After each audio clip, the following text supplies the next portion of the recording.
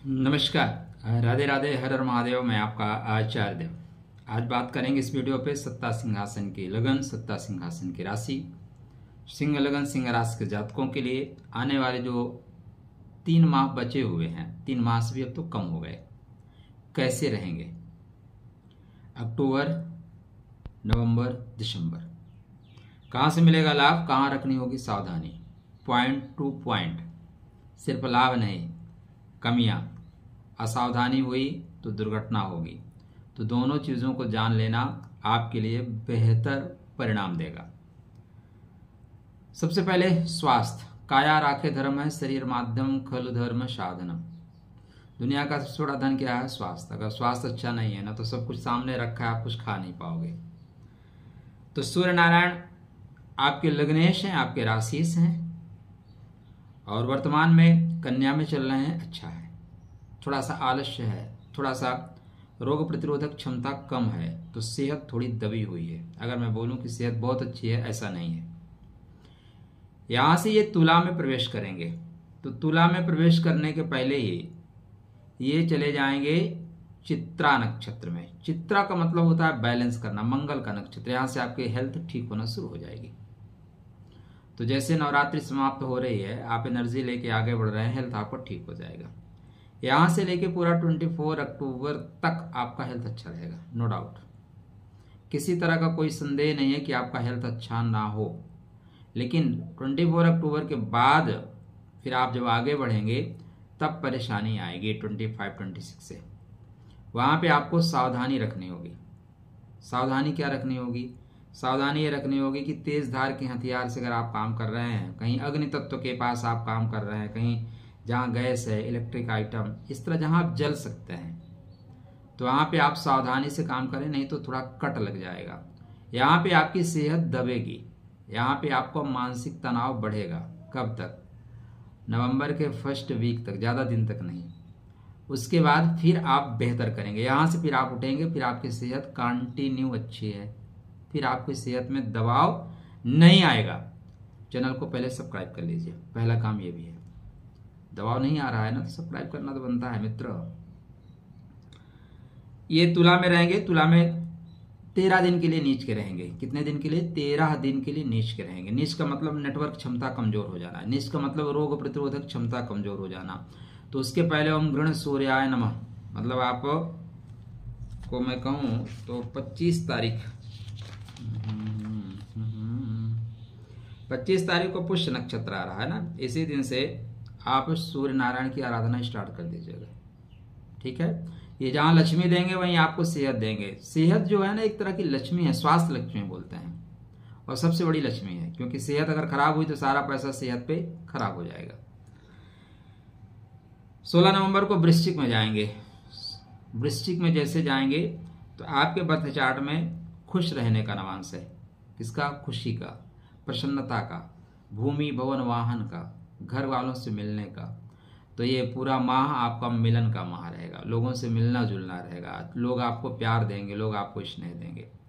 इसके बाद ही चले जाएंगे धनु में। धनु में जा रहे हैं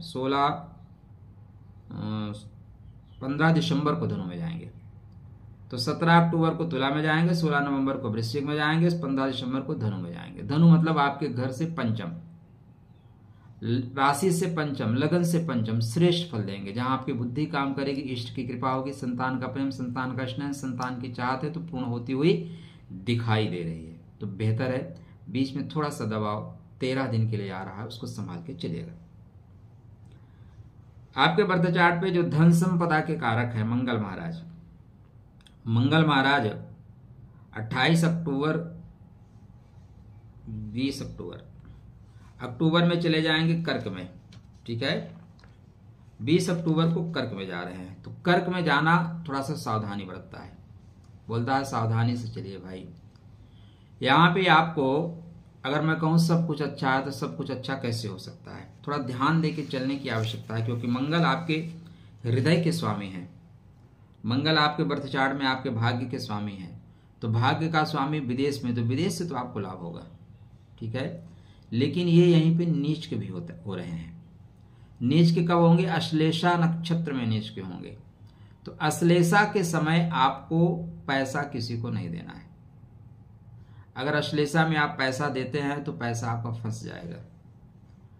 मंगल की सप्तम दृष्टि इस समय छठवें घर पे होगी और मंगल की दृष्टि आपके ग्रह बर्थ चार्ट में या गोचरी स्थिति छठवें घर में हो तब आपको पैसा किसी को नहीं देना चाहिए। लिख के रख लीजिए, इस समय दिया हुआ पैसा वापस मुश्किल से आएगा, बहुत मुश्किल आएगा। तो ध्यान क्या देना है, पैसे किसी को बेवजह नहीं देने हैं। यात्रा करते समय विशेष सावधानी रखिए, अपने सामान की सुरक्षा स्वयं करिए। सबसे श्रेष्ठ उपाय होगा कि कवन सुकाज कठिन जग माही, जो नहीं होए तात तुम पाही। हनुमान चालीसा की आराधना करिए, हनुमान चालीसा रोज पढ़ा करिए। बिल्कुल मंगल नीच का प्रभाव आपके बर्थ चार्ट पे नहीं देंगे। गुरुदेव आपके 28 तारीख से 28 तक अच्छे हैं, 28 तारीख से चले जाएंगे रोहिणी नक्षत्र में। और रोहिणी नक्षत्र में गुरु का जो गोचर है, अब आप देखिए आपके बर्थ चार्ट में महादशांतर दशा कैसे चले। उठाने का है, रोहिणी मतलब ऊपर करना, तो स्थानांतरण का योग बनेगा। आप जहां रह रहे हैं वहां से स्थानांतरण आप खोज रहे हैं। तो 28 अक्टूबर को जैसे गुरु महाराज, देखो यहाँ पे 28 अक्टूबर को नक्षत्र परिवर्तन हो रहा है। गुरु महाराज रोहिणी में आ जाएंगे और मंगल महाराज धीरे से पुनर्वसु से आगे की यात्रा करेंगे पुष्य नक्षत्र में। पुष्य में मंगल श्रेष्ठ फल देगा। पुष्य मतलब पोषणकारी, पुष्य मतलब मंगलकारी। विदेश तक आपके व्यापार को ले जाएंगे, तो विदेश में भी व्यापार आपके कराएंगे, किंतु अपनी माता की सेहत का ध्यान रखिएगा, ठीक है। और चलते फिरते अपना थोड़ा कमर का ध्यान रखिएगा, 2 जगह थोड़ी परेशानी भी आएगी। बकाया आप पोषणकारी होंगे, मंगलकारी होंगे। तो हनुमान चालीसा की आराधना उपासना करना श्रेष्ठ परिणाम देगा। आपके बर्थ चार्ट पे 2 धन भावों के स्वामी बुध महाराज हैं। बुध 2 जगह से धन देते हैं। तो स्टार्ट जब आप कर रहे हैं, हम 3 माह का आपको दे रहे हैं फलादेश, तो बेहतर फल दे रहे हैं क्योंकि आपके लगन में है। इसके बाद 23 सितंबर से कन्या में है। 10 अक्टूबर को तुला में जाएंगे।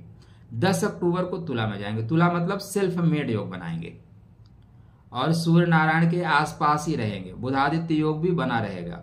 तो भुजबली आपको बनाएंगे। क्या बनेंगे? बाहुबली। तो उत्तिष्ठ जागृत नहीं सुप्तस सिंहस प्रविशंत मुखे मृगा, मतलब सिर्फ बैठे बैठाए नहीं होगा, मेहनत तो आपको करनी पड़ेगी। मेहनत करने का पूर्ण आपको फायदा मिलेगा।